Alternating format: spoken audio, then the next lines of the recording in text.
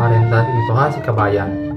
Saantosna dugi ka kebon, si kabayan ninggalian nangka anu buana. Anjeunna milarin mana nangka anu tos kolot.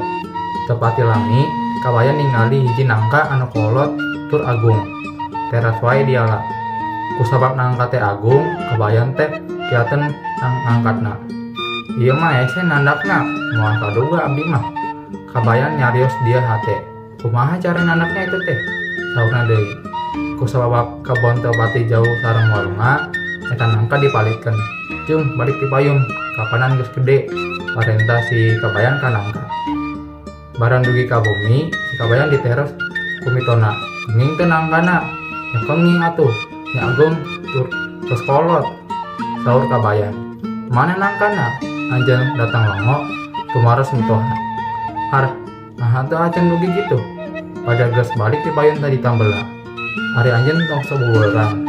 Teu aya caritanya nangka bisa balik sorangan. Nitinang rada bendu. Har, nya aduh budak mah nangka. Geus kolot teu apa jalan balik. Saur si kabayan tuluy we nganggo leos.